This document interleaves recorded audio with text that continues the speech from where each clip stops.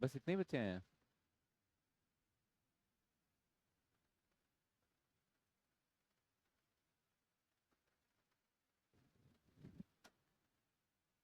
ठीक है, कल हमने कहाँ तक किया था? किए थे, लिखे थोड़ी थे एडमिनिस्ट्रेटिव मेजर्स। क्या लिखा था? Permanent army.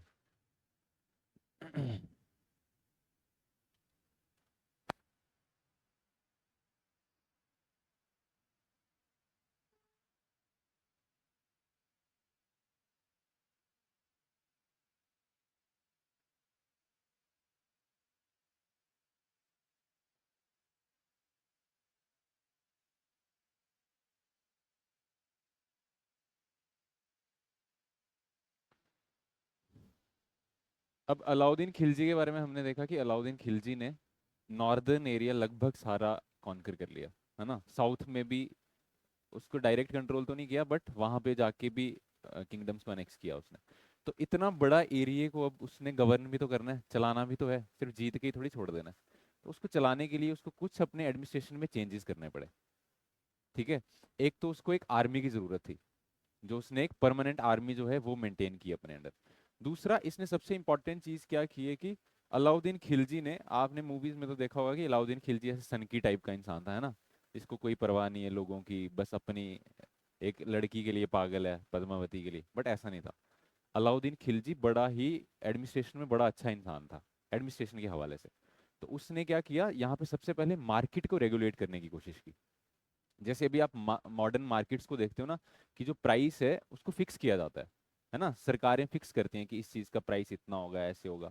ठीक है, जहाँ पे सोशलिज्म ज़्यादा है, सोशलिस्ट इकोनॉमीज में सरकारें जो है वो प्राइस को फिक्स करती हैं। वैसे ही उसने क्या किया, उस टाइम पे मार्केट्स में प्राइसेस को फिक्स किया अलग अलग कमोडिटीज़ के। चाहे वो खाना हो, ठीक है, चाहे कपड़े हो, चाहे हॉर्सेज हो, जिस जिस चीज़ का उस टाइम पे ट्रेड होता था, चाहे स्लेव्स हो, इन सब के ना इन्होंने इसने प्राइस फिक्स किए कि भाई इतना प्राइस मैं फिक्स कर रहा हूँ, यही प्राइस रहेगा। चाहे अकाल पड़ जाए, चाहे कुछ हो जाए, प्राइस नहीं बढ़ेगा। ठीक है। तो मार्केट रेगुलेशंस इसने की कि एक स्टेबल इकोनॉमी बने, लोगों को इतने दाम पे ही फूड ग्रेन्स मिले।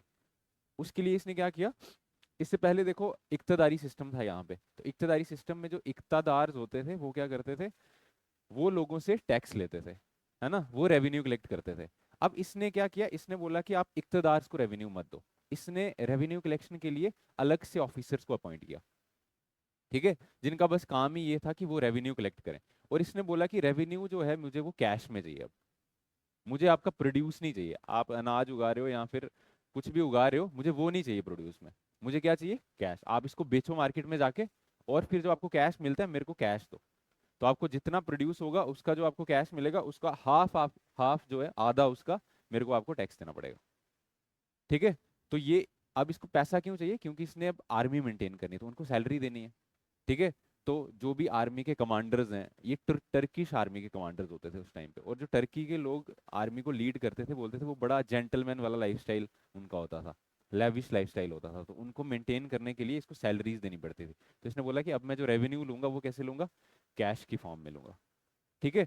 और जो लैंड मेजरमेंट सिस्टम है वो भी इसने स्टार्ट किया। ठीक है, कि इतनी जहां जहां पे जितनी ज्यादा फर्टाइल लैंड होगी वहां पे आपको उतना ज्यादा टैक्स देना पड़ेगा। ठीक है।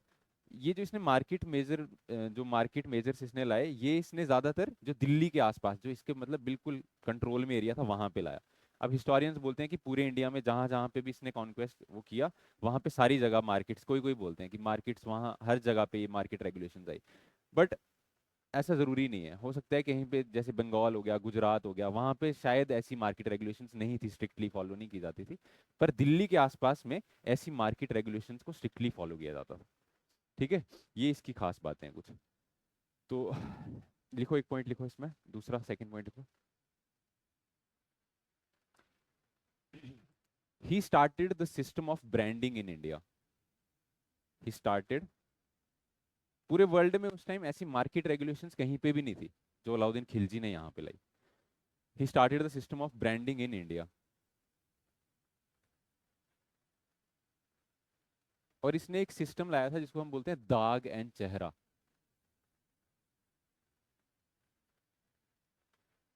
ठीक है। ये दाग ब्रांडिंग की जाती थी इससे हॉर्सेस की।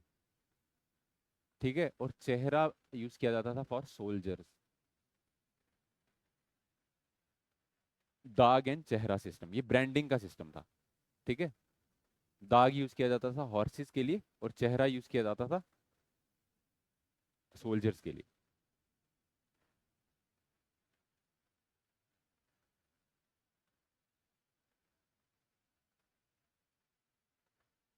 ठीक है, उसके बाद नेक्स्ट पॉइंट लिखो। He was the first sultan to start measuring land.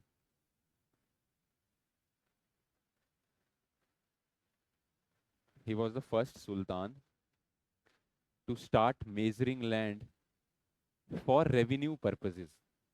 For revenue purpose. Land for revenue purpose. Next point लिखो. He was also known. He was also known for market control. He was also known for market control. Full stop. He fixed the prices of commodities. He fixed the prices of commodities.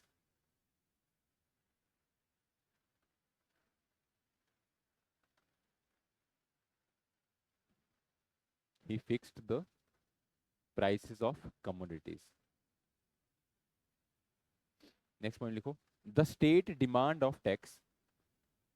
The state demand of tax was half of the produce. The state demand of the tax was half of the produce. Bracket में लिखना, इसको बोलते थे खराज. KHARAJ, खराज.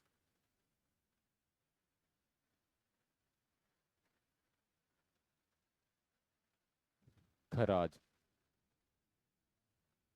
अच्छा, इसने दो और नए टैक्स लाए थे जिसको बोलते थे हम हाउस टैक्स और इसका क्या नाम है, पास्चर टैक्स. कि अगर आप कोई बड़ा घर बना रहे हो तो आपको उसके ऊपर टैक्स देना पड़ेगा, या फिर आप कहीं पे अपनी कैटल्स को घास चराने लेके जाते हो तो उसके लिए अलग से टैक्स देना पड़ता था. ठीक है, जिसको घारी और चारी बोला जाता था.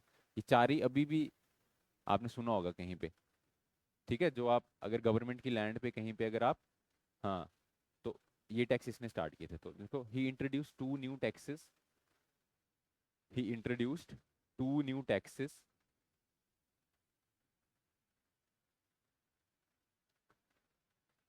फर्स्ट लिखो हाउस टैक्स, जिसको घारी बोला जाता था.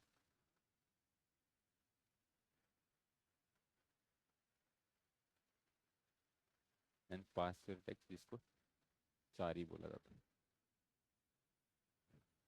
ये क्वेश्चन पूछता है एग्जाम में वो. ठीक है.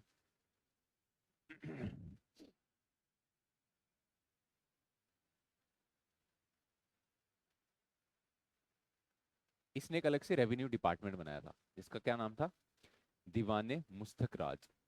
ठीक है, लिखो. He formed a revenue department. He formed a revenue department. Bracket में लिखना दीवाने मुस्तक राज.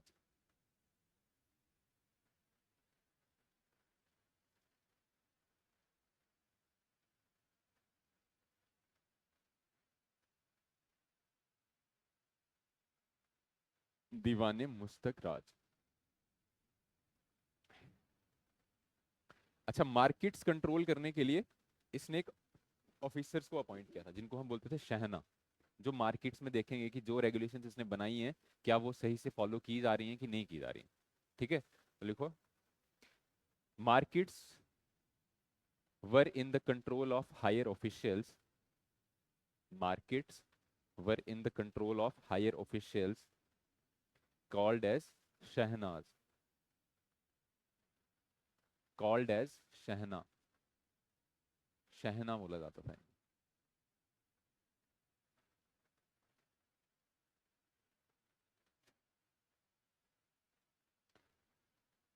ठीक है. अच्छा, जो लोग क्या नाम है, जो अपने फूड ग्रेन्स को मार्केट में बेचते थे लोग, तो बेचने के लिए भी तो कुछ सिस्टम चाहिए, है ना. जो गांव में लोग उगा रहे हैं, फसल उगा रहे हैं, उन वो कैसे मार्केट में जाके बेचेंगे. तो डायरेक्ट खुद तो जाके बेचेंगे नहीं वो, है ना। तो वो क्या करते थे उस टाइम पे, एक मिडल मैन होते थे, जैसे अभी भी होते हैं ना, है ना। जो मंडी में अगर आपको कुछ बेचना है तो बीच में मिडल मैन होते हैं, ठीक है। जो हर एक गांव में मिडल मैन ऐसे होते हैं जहाँ पे आप जिनको अपना प्रोड्यूस दो और वो मंडी में आपको उनका भी कुछ मार्जिन रहता है बीच में, ठीक है। तो उस टाइम पे भी ऐसे मिडल मैन हुआ करते थे जिनको बंजाराज बोला जाता था, ठीक है। क्या बोला जाता था? बंजाराज। और ये जो बंजारे होते थे ना, ये बंजारे सारे अलाउद्दीन खिलजी ने इनको रजिस्टर्ड किया होता था अपने अंदर, ठीक है। कि भाई आज तू, अगर तेरे पास रॉयल फरमान है, रजिस्टर्ड है, तो ही तू बंजारे का काम कर सकता है, ऐसे नहीं कोई भी उठ के बंजारा बन जाएगा, ठीक है। फिर इनको पूरा रजिस्टर करके फिर ये वहां पे जाते थे, उनसे प्रोड्यूस लेते थे और कुछ अपना थोड़ा सा मार्जिन रख के मार्केट में जाके उसको बेचते थे। तो ऐसा सिस्टम इसने स्टार्ट करवाया, ठीक है। तो ये लिख लो, he appointed, he appointed middleman,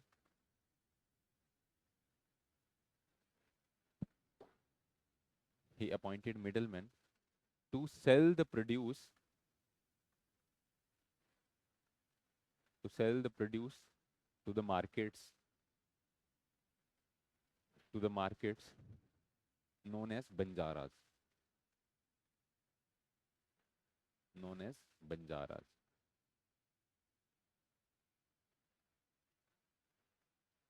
ठीक है।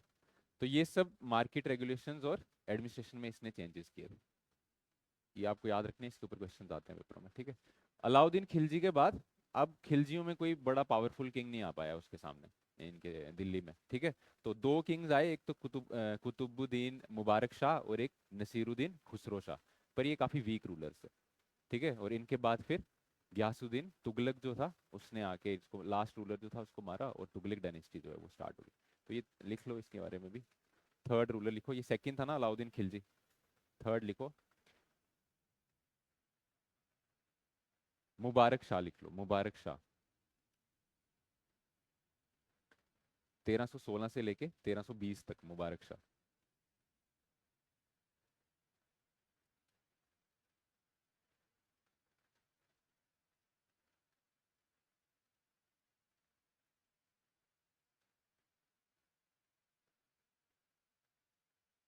इसमें लिखो, इसने एक ही चीज की थी कि इसके बाप ने जितने भी हार्श रेगुलेशंस लाए थे अलाउद्दीन खिलजी ने, इसने उन सबको क्या कर दिया, खत्म कर दिया, ठीक है। तो लिखो, he cancelled all the harsh regulations, he cancelled all the harsh regulations started by his father.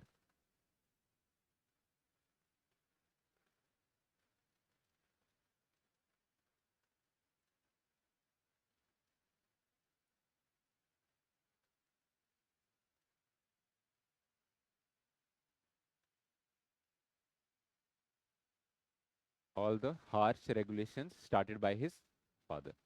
और इसके बाद रूल करने आया नसीरुद्दीन खुसरो शाह, ठीक है। ये पहला दिल्ली सल्तनत का किंग है जिसकी जो मदर है वो एक हिंदू थी, ठीक है, हिंदू मदर थी इसकी। इसको गाजी मलिक ने मार दिया था। देखो, ही was the first Delhi Sultan,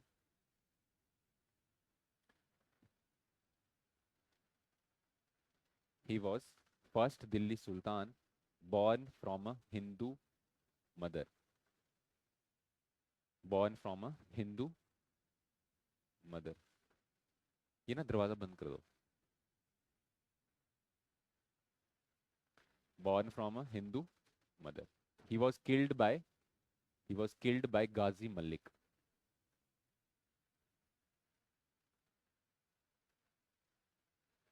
Ghazi Malik.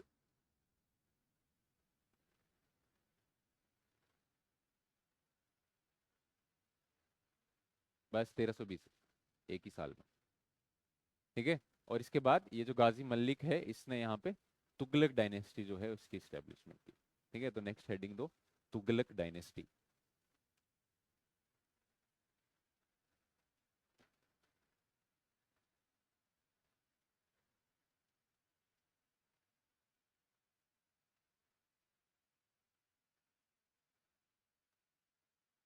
Tughlaq dynasty 1320 से लेके 1414 तक।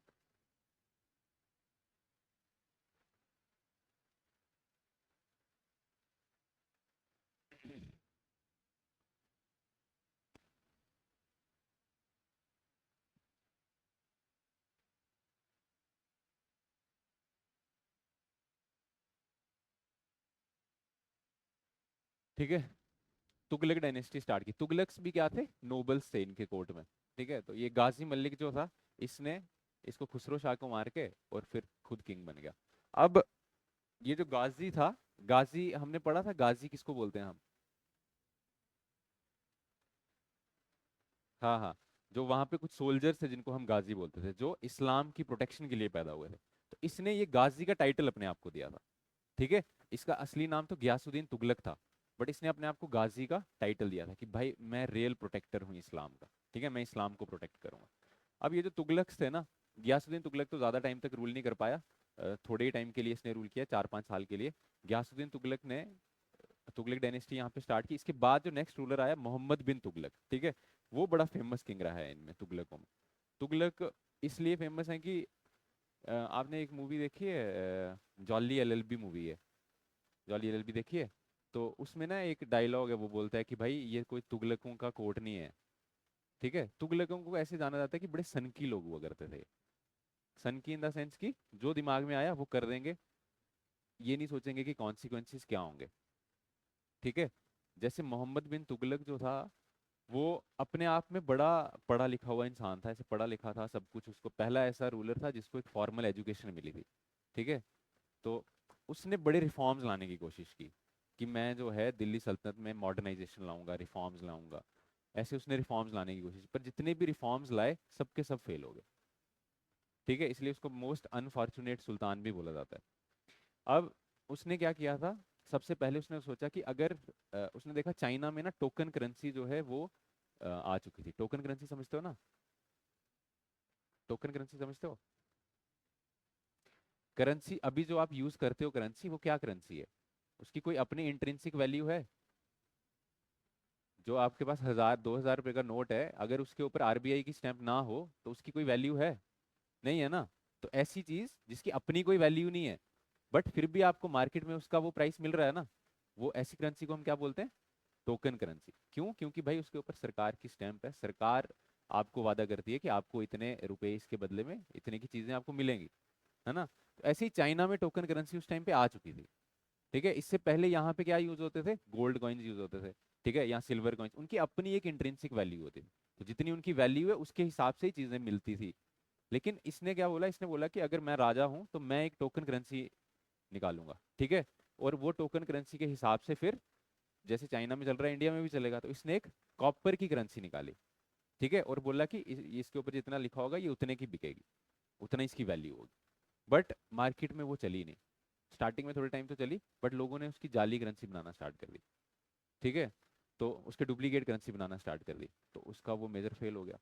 दूसरा इसने क्या किया, इसने बोला कि सल्तनत काफी टाइम से साउथ इंडिया को अपने अंडर लेने की कोशिश कर रही थी, है ना। खिलजियों के टाइम से पहले से भी साउथ इंडिया को अपने अंडर लेने की कोशिश कर रही थी, पर वहां पे डायरेक्ट कंट्रोल कभी नहीं कर पाए। अब इसने बोला कि मैं साउथ इंडिया को सब अपने कंट्रोल में लूंगा, प्रॉपर वहां पे। लेकिन दिल्ली में रहते हुए नहीं कर सकते ये चीज, है ना। दिल्ली अगर आपकी कैपिटल है और आप चाहते हो कि पूरा साउथ इंडिया आपके कंट्रोल में हो, तो दिल्ली से काफी दूर है साउथ इंडिया। तो इसने बोला मैं ना अपनी कैपिटल को शिफ्ट करूंगा कहीं सेंटर में। इंडिया की कैपिटल कहीं महाराष्ट्र के बीच, महाराष्ट्र वाले एरिया में होनी चाहिए, क्योंकि वो सेंटर है ना। वहां से आप नॉर्थ इंडिया और साउथ इंडिया दोनों को देख सकते हो। तो इसने क्या किया, कैपिटल शिफ्ट की कि दिल्ली से दौलताबाद इसने कैपिटल शिफ्ट की। और कैपिटल शिफ्ट तो की, और इसने बोला कि दिल्ली में जितने लोग हैं सारे चलो यहाँ से मेरे साथ। ठीक है, अपना सारा सामान लेके। सिर्फ ऐसा नहीं है कि मेरे साथ सिर्फ रॉयल आर्मी जाएगी, नहीं नहीं, सब लोग अपना सामान लेके सब लोग साथ में चलो, पूरी की पूरी कैपिटल चलेगी। और उस रास्ते में आधे लोग मर गए बेचारे। ठीक है, इतना लंबा उस टाइम पे हवाई जहाज थोड़ी थे, लोगों को बोला पैदल चलो आप यहाँ से। तो वो मेजर भी इसका फेल हो गया। दूसरा इसने बोला कि मैं क्या करूंगा, एग्रीकल्चर को अच्छा करने के लिए इसने क्या किया, सस्ते लोन लोगों को दिए, जिनको तकावी लोन्स बोलते हैं। अच्छा, वो लोन्स जब इसने लोगों को दिए, तो लोगों ने वो पैसे ही इसको वापस नहीं दिए। वो भी इसका मेजर फेल हो गया। ठीक है, और भी इसने बड़ी सारी चीज़ें करने की कोशिश की कि मैं सुधार करूं, इकोनॉमी को अच्छा करूं, ठीक है, ज़्यादा एरिया को अपने कंट्रोल में करूं, पर सब मेजर्स इसके फेल हुए। इसलिए इसको क्या बोला जाता है, मोस्ट अनफॉर्चुनेट। और सबसे पढ़ा लिखा था ये रूलर। ठीक है, तो ये तुगलकों की कहानी है। ये सबसे इंपॉर्टेंट मोहम्मद बिन तुगलक ही है इनमें। उसके बाद फिरोज शाह तुगलक भी है, उसने भी थोड़ा सा एग्रीकल्चर के लिए कनाल्स बनाने का ये वो काम किया। तो सबसे पहला लिखो इसमें। अच्छा, ये तुगलक्स में सबसे पहले लिखो कि ये ना लॉन्गेस्ट सर्विंग सुल्तान हैं दिल्ली सल्तनत में। दिल्ली सल्तनत में सबसे लंबा रूल किसने किया? तुगलकों ने किया। ठीक है, देखो, they are the longest rulers in longest serving rulers in Delhi Saltanat. They are the longest serving rulers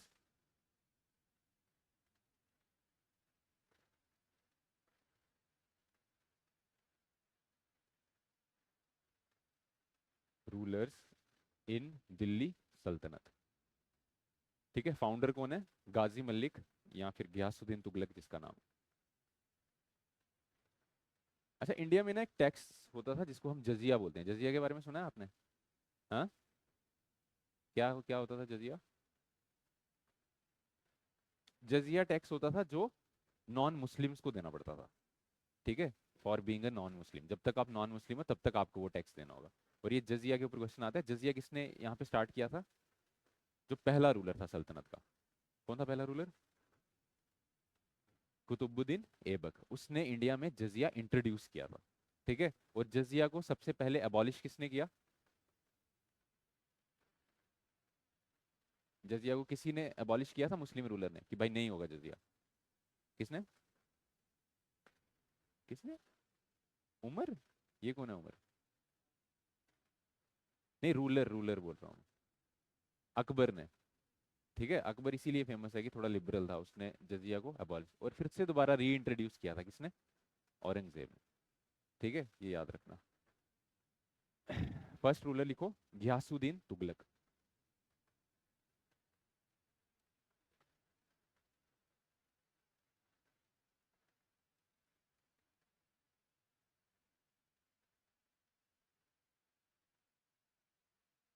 तेरह सौ बीस से 1325.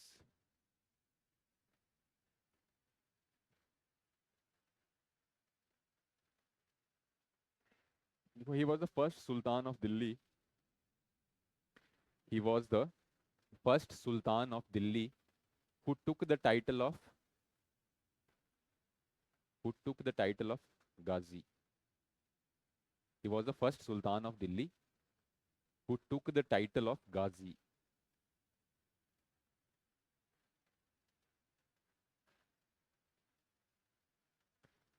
Who took the title of Ghazi.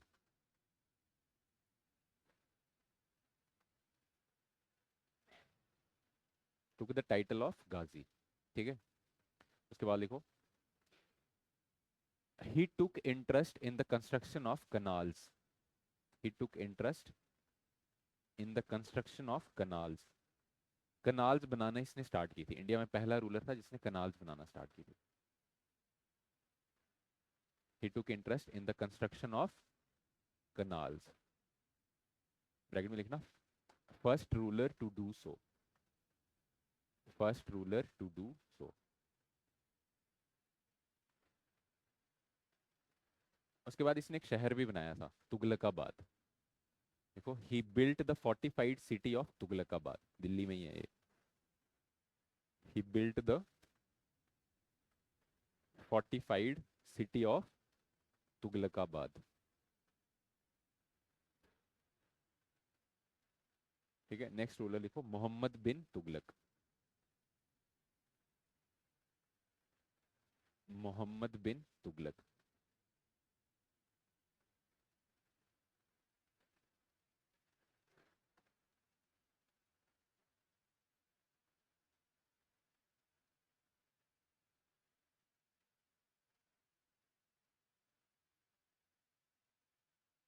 इसका टाइम पीरियड लिखो, 1325 से 1351.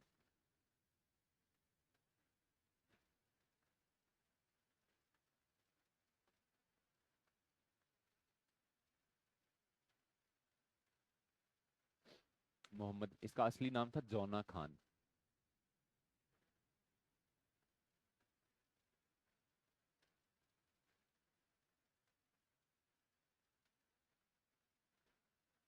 हिज रियल नेम वाज जौना Khan.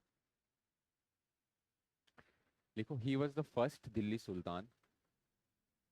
He was the first Delhi Sultan who had received a comprehensive who had received a comprehensive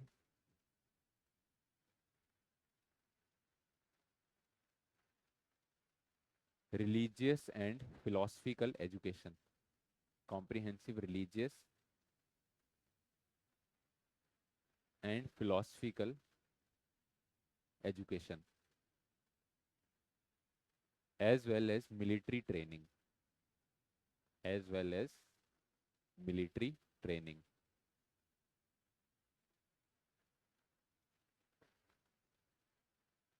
next point में लिखो, he was the most unfortunate ruler, he was the most unfortunate ruler.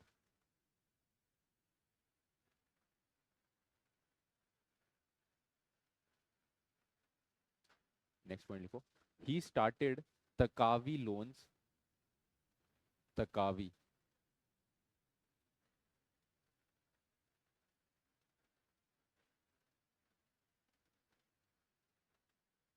He started taccavi loans. Taccavi loans क्या होते थे?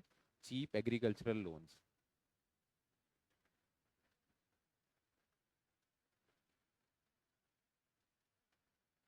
अभी भी देती है ना सरकार?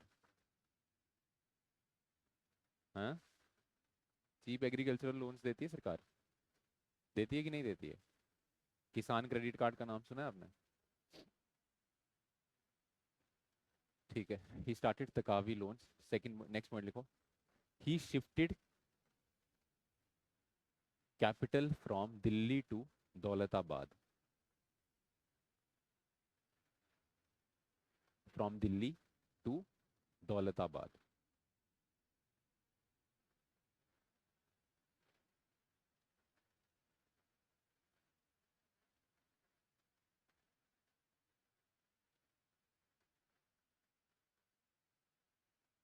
दिल्ली टू दौलताबाद.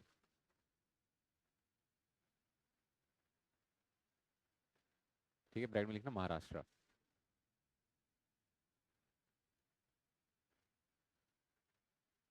उसके बाद लिखो, he issued token currency, he issued token currency. Bracket में लिखना failed due to duplicacy, failed due to duplicacy.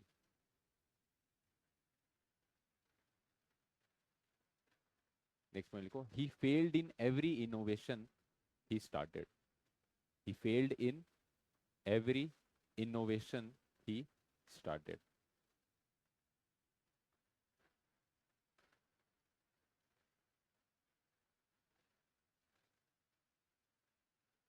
Next point लिखो, maximum revolts took place during his time.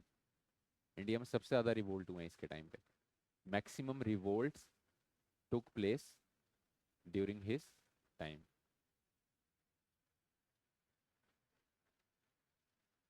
ठीक है, इसने एग्रीकल्चर के लिए एक अलग से डिपार्टमेंट बनाया था, दीवाने को ही. तो लिखो, he created a new department for agriculture, he created a new department for agriculture, Diwan-i को ही.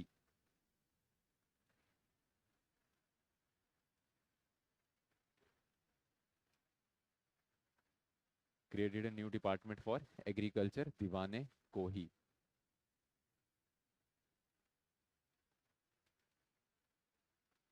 और ये पहला मुस्लिम किंग था जो हिंदू फेस्टिवल्स में भी पार्टिसिपेट करता था, जैसे होली, दिवाली, इन सब में पार्टिसिपेट करता था. ही was the first Sultan, he was the first sultan to participate in Hindu festivals. He was the first sultan to participate in Hindu festivals like Holi.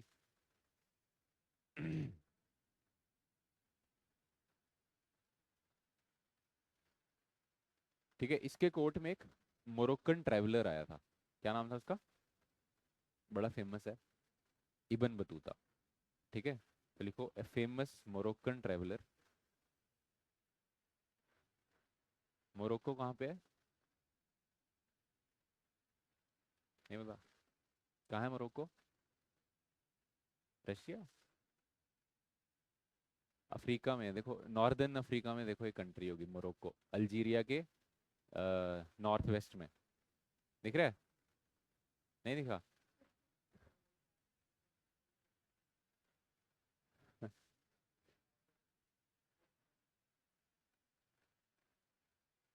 दिख रहा है मोरक्को आपको? वो वहां पे अल्जीरिया के ऊपर। चलो छोड़ो, नहीं दिख रहा है, गोली मारो। देखो, the famous Moroccan traveller Ibn Battuta. क्या लिखा आपने?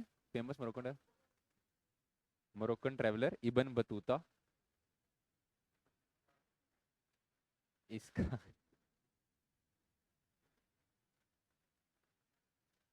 इबन Battuta came to Delhi during his time. Came to Delhi during his time. कौन? Ibn Battuta? हाँ, घूमा ही होगा।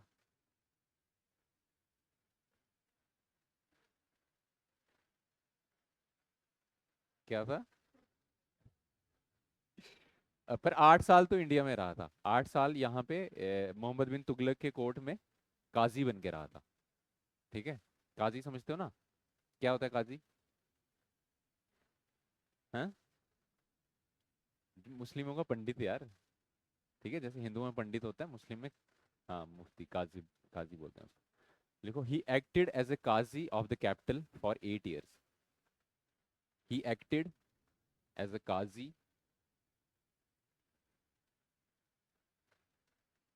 काजी QAZI,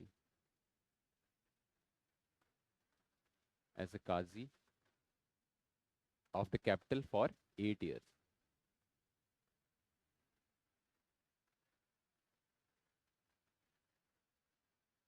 ठीक है, इसने एक बुक भी लिखी है, क्या नाम है?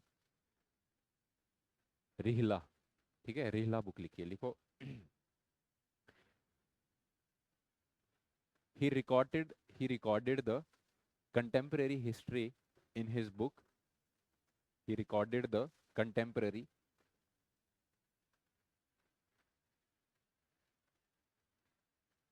कंटेम्पररी क्या होता है? हाँ, कंटेम्पररी का क्या मतलब होता है? कंटेम्पररी का मतलब नहीं पता? कनिका बताना। कंटेम्पररी मतलब उस टाइम का, उसी टाइम का, जिस टाइम पे वो था उसी टाइम का। तो उस टाइप, जिस टाइम पे ये था उस टाइम की हिस्ट्री को उसने अपनी बुक में लिखा है। ठीक है। जैसे अभी कंटेम्पररी, अभी की बात करेंगे तो अभी के रिलेटेड जो चीजें हैं वो अभी के कंटेम्पररी हैं। जिस टाइम के रिलेटेड हम बात कर रहे हैं उसकी चीजों को हम कंटेम्पररी बोलते हैं। ही रिकॉर्डेड द कंटेम्पररी, क्या लिखा? History in his book रिहला।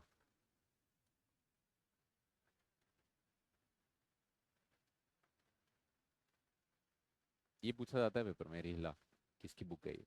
Ibn Battuta की। ठीक है। देखो, इससे एक चीज तो आपको ये पता चल रही है कि अफ्रीका में भी उस टाइम पे क्या आ चुका था? इस्लाम आ चुका था। ठीक है। उसके बाद लिखो, द दिल्ली सल्तनत, next point, the Delhi Saltanat reached its territorial zenith. Reached its territorial zenith. ये क्या होता है जेनिथ? किसने बोला? हाँ, reached its territorial zenith during Mohammad bin Tughlaq. Zenith का क्या मतलब होता है? पीक। मतलब सबसे ज्यादा टेरिटरी सल्तनत में किसके कंट्रोल में थी? मोहम्मद बिन तुगलक के कंट्रोल। रीच्ड इट्स टेरिटोरियल जेनिथ, ये लिखा है यार। Reached its territorial zenith during Mohammad bin Tughlaq. ठीक है। बेशक बड़ा अनफॉर्चुनेट था, बट एरिया सबसे ज्यादा इसके कंट्रोल में था। बट सिर्फ बेचारे की इनोवेशंस नहीं चल पाई। ठीक है। हाँ, बेचारा नहीं था, सन की था। क्योंकि सोच समझ के डिसीजंस नहीं लेता था, डिसीजन को इम्प्लीमेंट कर देता था, उसके बाद सोचता था कि गलत हो गया अब। हाँ। नेक्स्ट लिखो, फिरोज शाह तुगलक। फिरोज शाह तुगलक 1351 से लेके 1388 तक।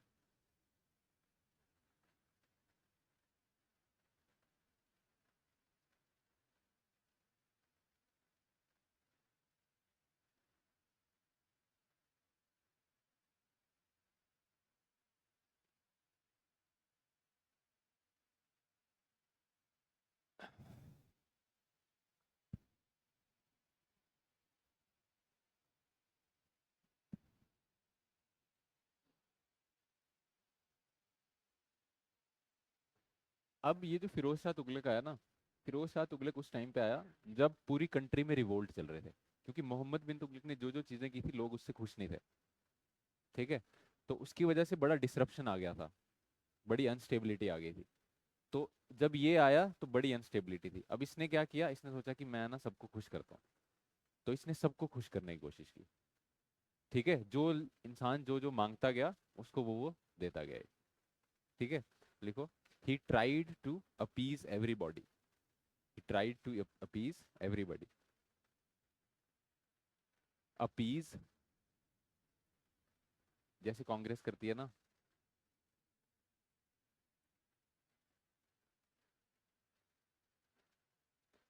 he tried to appease everybody। और सबको खुश करोगे तो क्या होगा फिर? हम्म, कोई भी खुश नहीं होगा। तो इसने एक इंडिया में सबसे बड़ा कनाल्स का जो नेटवर्क है वो इसने बनाया था। ठीक है, एग्रीकल्चरल प्रोडक्टिविटी को बढ़ाने के लिए। तो लिखो, he built the biggest network of canals in medieval India, he built the biggest network of canals। कनाल समझते हो ना क्या होती हैं? नहरें। कहाँ बनी हुई है?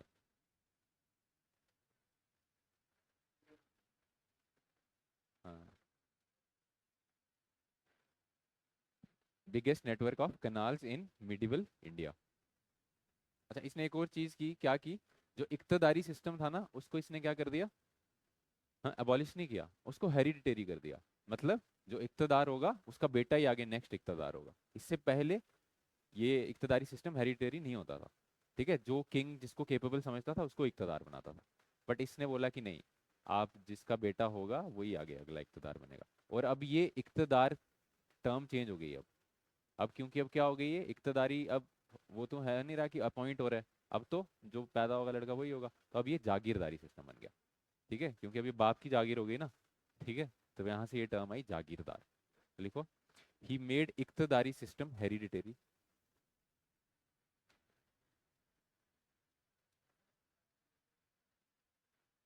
बेटी को नहीं, बेटे को ही।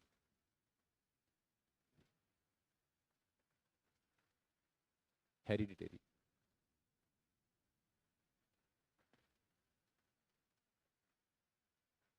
And now it was called as जागीरदारी system. Now it was called as जागीरदारी सिस्टम।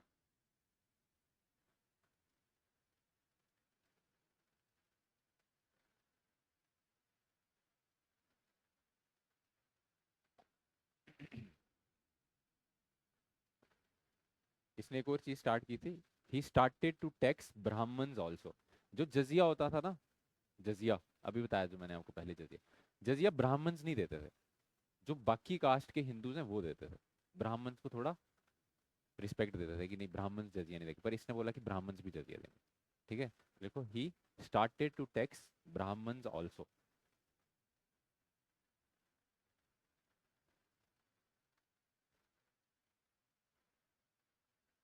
ठीक है, और कौन कौन से टैक्स होते थे इसके टाइम, वो उनके नाम लिख लो, टैक्सेस इन हिज टाइम्स।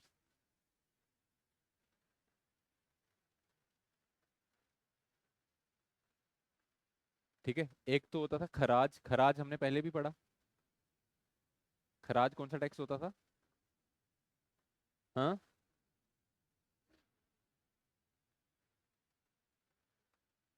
तो जजिया है। खराज अभी पढ़ा ना हमने, वो तो चराई ही होता था। खराज अभी नहीं पढ़ा हमने, किसको बोलते थे? जो प्रोड्यूस के ऊपर आपको टैक्स देना उसी को तो खराज बोलते थे। ठीक है, और ये खिलजी के टाइम पे कितना था? 50%, है ना? इसने कम कर दिया था, इसने कितना कर दिया खराज? 1/10, 1/10 ऑफ द प्रोड्यूस। ठीक है, दूसरा टैक्स कौन सा होता था? जजिया। जजिया tax on non Muslims.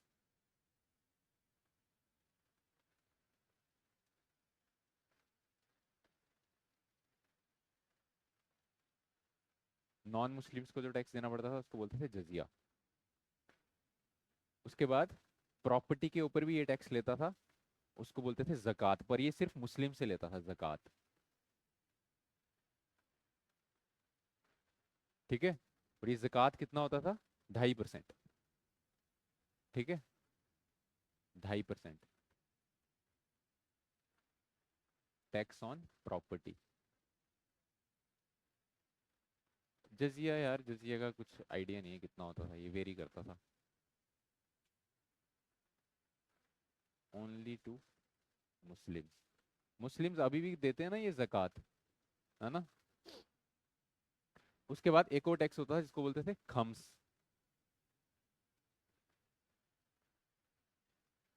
Comes. Comes किस पे लगता था? कि मान लो कोई इसका रीजनल गवर्नर है, कहीं पे बैटल जीत के आया और वहां से कुछ ले आया वो दौलत लूट के, ठीक है, तो उसके ऊपर भी टैक्स देना पड़ता था। कितना? 1/5। जितना उसने लूटा है उसका 1/5 जो है वो किंग को देना पड़ेगा। ठीक है, देखो 1/5 ऑफ द बूटी कैप्चर्ड इन द वॉर।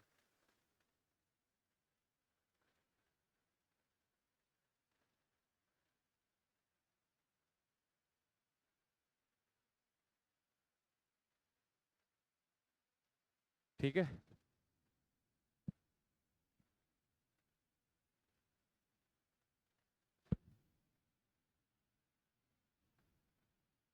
बूटी समझते हो ना, ये वो बूटी नहीं है। ये बूटी का मतलब है कि जो लूटा हुआ सामान है। ठीक है।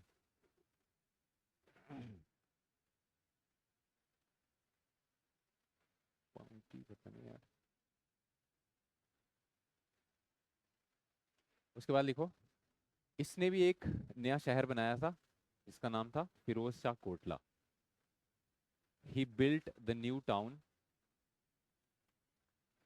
फिरोज शाह कोटला अभी बोलते हैं उसको, पहले उसको फिरोजाबाद बोलते थे। ठीक है, he built a new town called as Firozabad. He built a new town called as Firozabad. Bracket में लिखना प्रेजेंट डे फिरोज शाह कोटला। हाँ हाँ हाँ, दिल्ली में ही।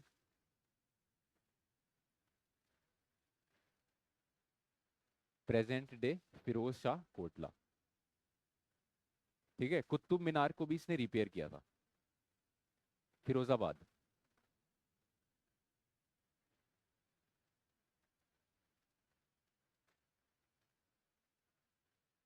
ठीक है, और क्या किया इसने? कुतुब मीनार को रिपेयर किया। कुतुब मीनार को बनाया किसने था?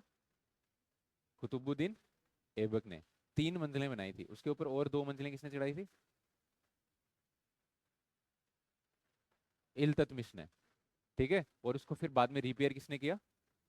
फिरोज शाह तुगलक। ये तीनों याद रखना, इन तीनों ने उस पर काम किया। ठीक है, किसने? फिफ्थ मंजिल किसने बनाई थी? देखेंगे फिफ्थ। हाँ, हो सकता है टूट गई हो, बनाई हो। ही रिपेयर्ड कुतुब मीनार। ठीक है, इसने ये ना, इसको स्लेव्स बड़े पसंद थे। स्लेव्स होते हैं ना, वो बड़े पसंद थे इसको, फिरोज शाह को। तो इसने एक डिपार्टमेंट बनाया था उनके लिए अलग से। उस डिपार्टमेंट का क्या नाम था? दीवाने बंदागन। ठीक है, लिखो, he was fond of slaves. He was fond of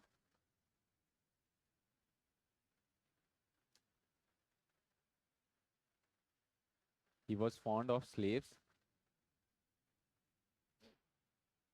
and he created a new department for them.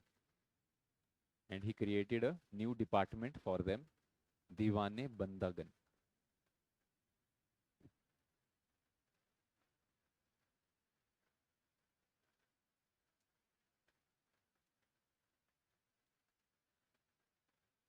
दीवाने बंदागन।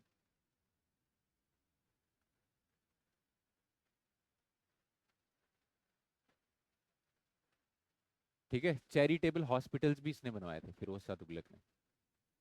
देखो, ही ऑल्सो, या कंस्ट्रक्टेड लिखो, he also constructed charitable hospitals, जिनको क्या बोला जाता था? दारुल शफा।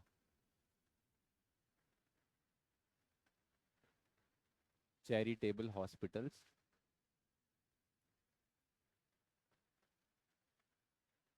दारुल शफा।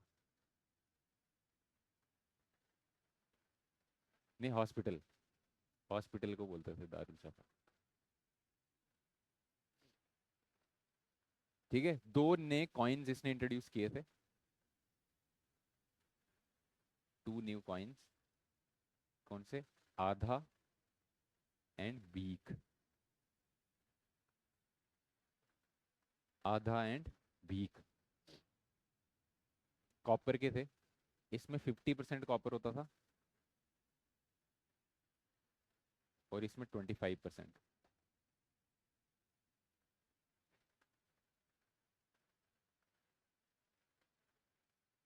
हाँ, ठीक है।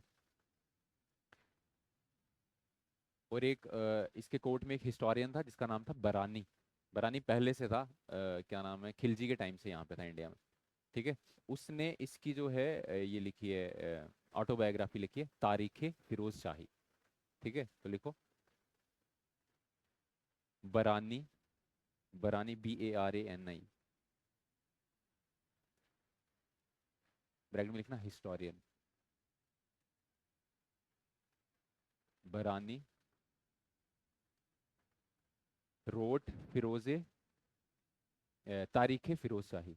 बरानी रोट तारीख। तारीख का क्या मतलब होता है? नहीं, तारीख का क्या मतलब होता है उर्दू में? हाँ, क्या मतलब होता है? हिस्ट्री। क्या? इस भी नहीं, तारीख का मतलब होता है हिस्ट्री। अच्छा, उसी को इस भी बोलते हैं। ठीक है, ठीक।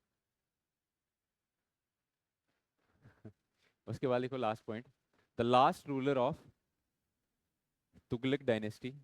मैंने पढ़ी है उर्दू यार, सेकंड तक। The last ruler of Tughlaq dynasty was Nasiruddin Mohammad Shah Tughlaq.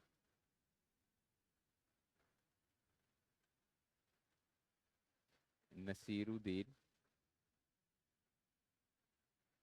Mohammad Shah Tughlaq. इतना बड़ा नाम पता नहीं क्यों रखा था इसने, किया कुछ नहीं है इसने।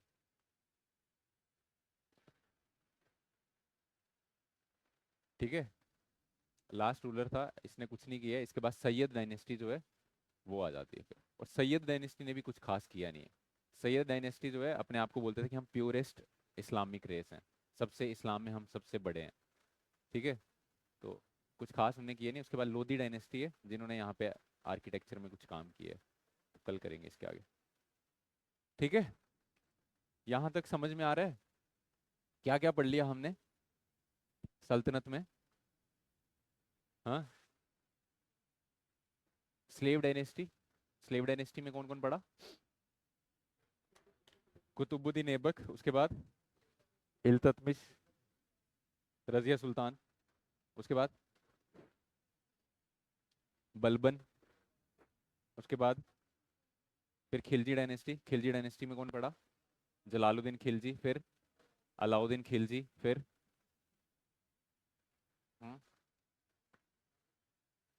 मुबारक शाह पढ़ा और खुसरो शाह पढ़े। ठीक है, उसके बाद तुगलक डायनेस्टी। तुगलक डायनेस्टी में तीन तुगलक्स को आपको याद रखना है, गयासुद्दीन तुगलक, ठीक है, मोहम्मद बिन तुगलक और फिरोज शाह तुगलक। ये अभी तक हम पढ़ चुके हैं। ठीक है, इन्होंने क्या क्या कारनामे किए हैं वो भी हम पढ़ चुके हैं। ठीक है, तो अब सैयद डायनेस्टी और उसके बाद लोधी डायनेस्टी और उसके बाद बाबर आ जाएगा इंडिया में। ठीक है, मुगलों का रूल पढ़ेंगे फिर उसके बाद।